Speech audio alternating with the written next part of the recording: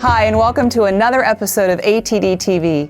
We debuted this program in December of last year, and our goal is to bring you a fresh episode every quarter of 2016. So, let's get started. In this edition, we're going to talk about employee engagement, new research on measurement and evaluation, new research on the skills gap, the 10th anniversary of the CPLP credential, and a short preview of our upcoming international conference and exposition. Last fall, ATD held its Government Workforce Learning Innovations Conference. The keynote speaker for that conference was Carolyn Colvin, who heads up the Social Security Administration. Now, for those of you who don't follow employee engagement scores of government agencies, the Social Security Administration had earned a reputation for being near the bottom of the barrel on engagement scores. After Ms. Colvin took over, however, the situation dramatically improved, and the agency now ranks in the top 10 for employee engagement. We asked her about the remarkable change and how she helped make it happen.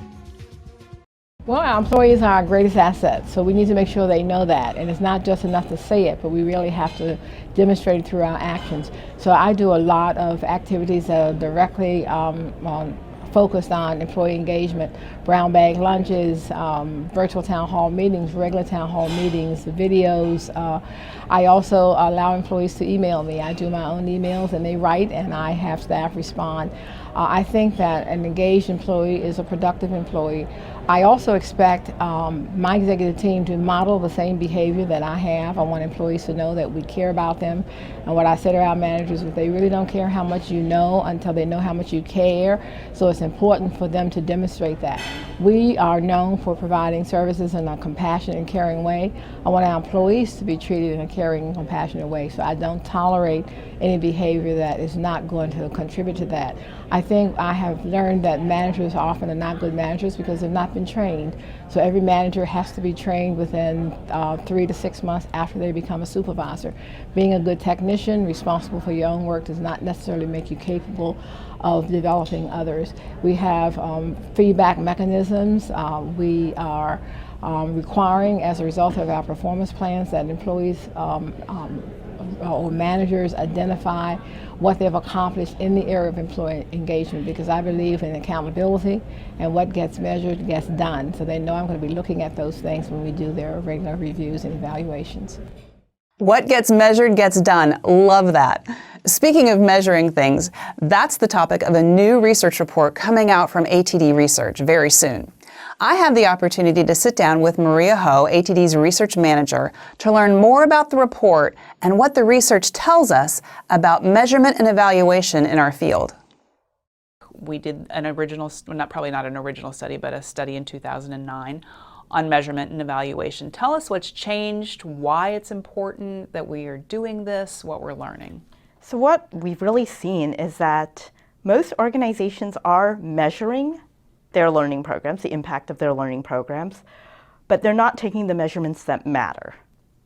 So we see that about 9 out of 10 organizations are doing what we call level 1 measurements. They're essentially smile sheets. Did you like the class? Did you like your instructor? And almost as many are doing measurements of learning during the class. So a quiz during the class. Did you pick up the skills that you were supposed to?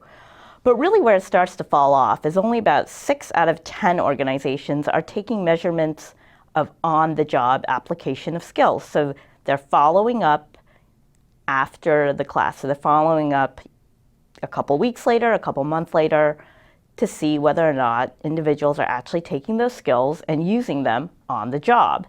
And finally, the measurements that really matter as far as driving forward the business and as far as learning having an impact on the business's goals and strategies, those business results measurements. So those studies that are looking at whether or not a learning program has changed the bottom line, profits, revenues, turnover, those business measurements are only taken in about 35% of organizations.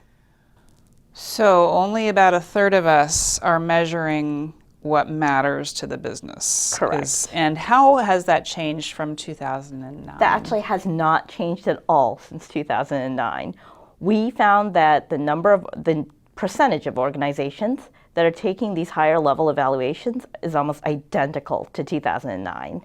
We have a responsibility in the profession to show that this investment matters to the business because it's helping contribute to the business's goals and strategies. But if we're not measuring the right things, kind of hard to make that business case. It's not every program that needs to be measured at these higher levels. For example, there are some programs such as coaching programs or soft skills programs where it's almost impossible really to connect those programs to exact specific business results. But a couple of carefully well-chosen programs where you do these higher level evaluations, where you're looking at return on investment, where you're looking at the impact of a sales enablement program on sales numbers and revenue, the impact of, a managerial program on turnover. Customer satisfaction. Right. Yeah. Just a few of these carefully well-chosen studies, what we're seeing is organizations that are doing that are seeing much more effectiveness from their learning programs. So they're seeing their learning programs impact their business strategies, they're impacting their business goals, and essentially we're talking about learning having a seat at the table. In this report, I know we took a special look at a deeper dive, like why has this number really not moved in 7 years? What are the barriers? What are the obstacles? What are the opportunities? Let's talk a little bit about what you found. Well, I think there's a couple of barriers that really stood out. First of all, the amount of money that's being devoted to these learning evaluation efforts is very small to begin with. And then most of that money is being spent on evaluating the impact of programs at levels 1 and 2. So most of that is still being spent on smile sheets. It's being spent on, skills tests during programs. A very small amount is being devoted to these higher level measurements of business impact. So the funding's not in the right place, essentially. So we're not spending a lot of money, and we're spending what we're spending on the wrong things for a lot of organizations. And then the second piece we're seeing is that a lot of learning functions are running into these roadblocks in getting the information they need to conduct these higher level evaluations. For example, they're finding that sales numbers, that revenue numbers are within the sales department or within the finance department and they don't have access to them. Or they're finding that information on turnover is in a HR function that's outside of learning. We talk a lot about this with our best winners and our best award winners, our excellence in practice winners, is do you know what the key issues are for your business, what those problems are? How is talent development helping address those? How are you assessing needs? How are you designing around those to meet those needs? And that really it has to become a collaborative process.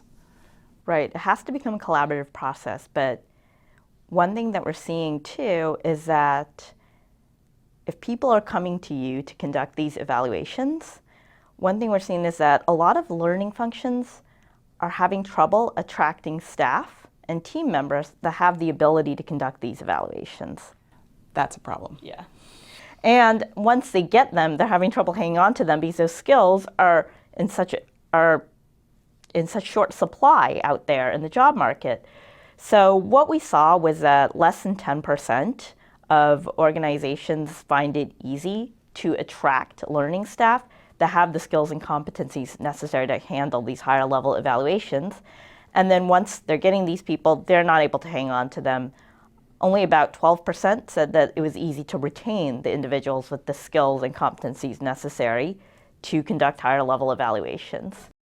That seems like a huge opportunity for learning professionals, but it also seems to me that it is a call to action for learning leaders, for people who oversee the talent development function, say, I need to upskill my staff in this area. Even if an organization is going out to a vendor or a consultant and having them do the data work, having them do the evaluation work, having them come back to them, which pieces of that do you take and do you make a recommendation to your business leaders based on that? Mm-hmm. So it makes sense, even if you're not doing the nitty-gritty of the data work, to have a greater understanding, I think, kind of the purposes of evaluation, kind of to understand the types of things that you should be looking for, and to understand how to make recommendations. So I think there's a lot of opportunity in this. Yeah. I think that for folks who are out there who are looking at how to be more effective at what you do, steps that you can take to partner to become a business partner, become a better business partner if you're not already there. I think the research in this report is compelling and a call to action. I look forward to all of you letting us know what you think of the research when it comes out. Another topic that is top of mind for many in our field is the skills gap. Late last year, ATD's Public Policy Council put out a white paper addressing the skills gap and the critical role you play as a talent development professional in helping to bridge it. The paper, titled Bridging the Skills Gap, Workforce Development is Everyone's Business, has these key findings. 56% of talent development professionals say the skills of the current workforce do not match the changes in company strategy, goals, markets, or business tools. 48% say that when promoting internal candidates for certain types of jobs, there is a lack of requisite skills. 43% say there is insufficient bench strength in the company's leadership ranks. And 35% believe investments have been cut or senior leaders lack the commitment to talent development. The survey also showed that in addition to the much touted STEM skills gap, those technology-related skills, there also exist gaps around communication and interpersonal skills, managerial, supervisory, leadership, and executive skills, and critical thinking and problem-solving skills. The paper offers an action plan to help identify and execute on the necessary steps to bridge the skills gap in your organization. This is specifically for talent development professionals. Step 1, understand the performance metrics of the organization. Step 2, identify competencies and skills that map to the strategies and performance metrics. Step 3, assess the skills gap. Step 4, set goals and prioritize the path to filling those gaps. Step 5, implement solutions. And Step 6, communicate the impact. To download a free copy of this white paper, please visit our public policy page at www.td.org/publicpolicy. At ATD, we think the work you do every day really matters. It matters to the people you design programs for, it matters to the people you train, it matters to your organizations.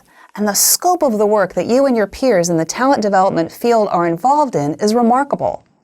There's a special community of talent development professionals who are very committed to being the very best they can be at their work, and they either have or are in the process of getting the Certified Professional in Learning and Performance Credential, the CPLP. This year marks the 10th anniversary of the credential, and we created this next piece to celebrate the occasion and those who've done the work to earn the CPLP certification.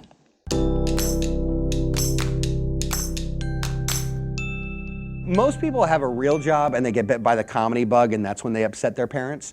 But for me, I had a comedy job. I was working in comedy and I got bit by the talent development bug.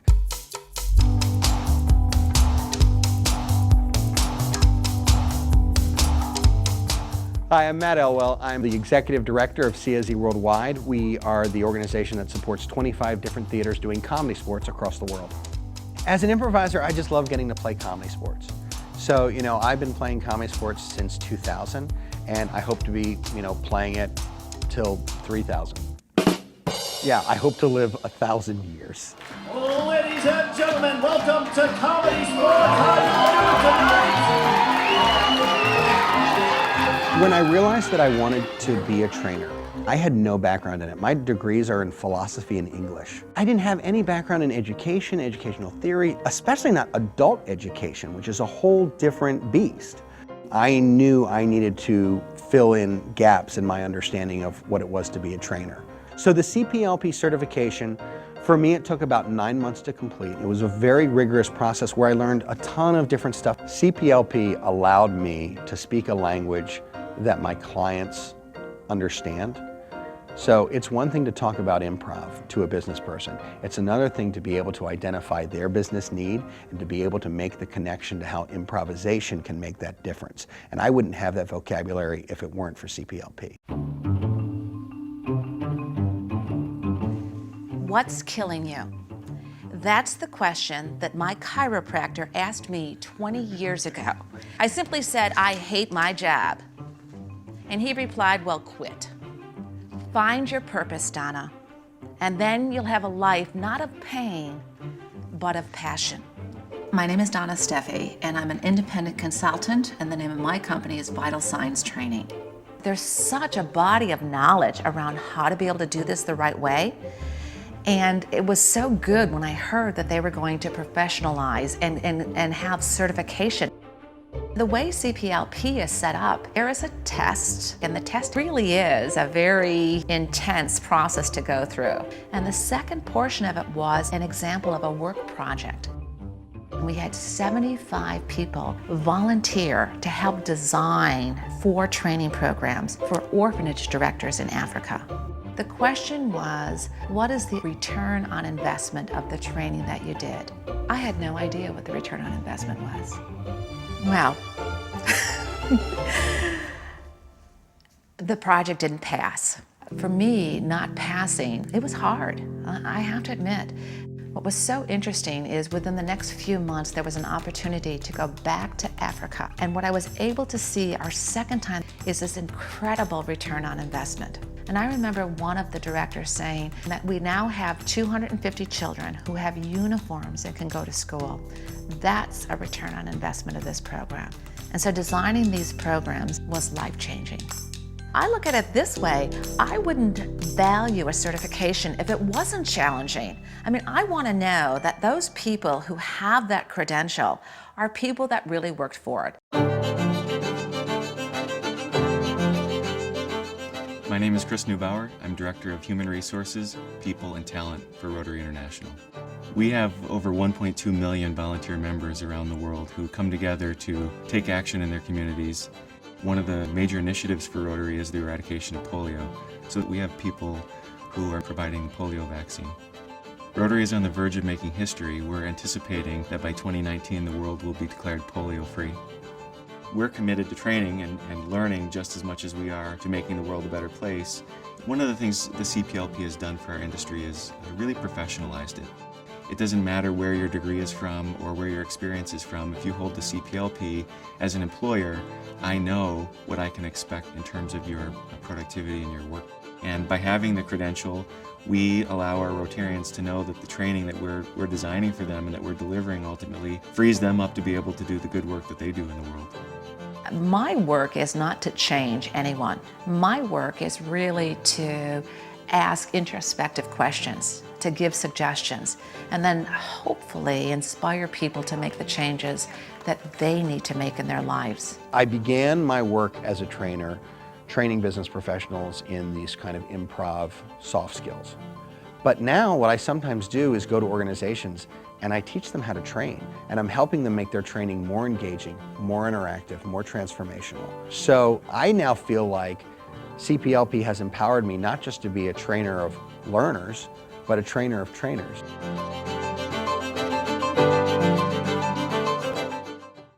Happy anniversary, CPLP. If you'd like to learn more about certification at ATD, I invite you to check out our site, www.td.org/CPLP. Well, it's the end of March, and that means things here at ATD are buzzing with preparations for our upcoming international conference. Speakers are preparing their materials, the program guide is going through another round of editing, and every department, from the conference team to the education team to our community of practice teams and our international team, everyone is busy getting ready for you and 10,000 of your peers to join us in Denver at the end of May. Here's a look at the fun we had in Orlando last year, just to whet your appetite.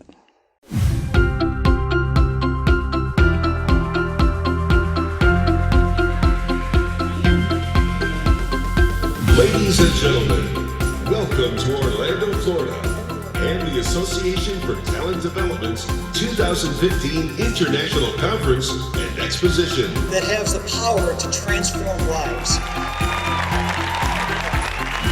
There's so many people, you get such a great perspective of what's happening in the world of learning. The general sessions were wonderful, the speakers were outstanding. I felt inspired and I learned a lot as well.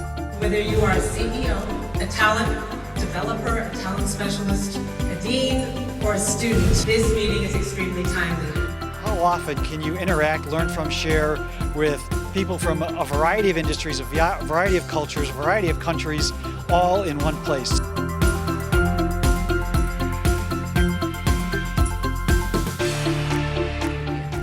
everything was really exciting. Thank you for this experience so much.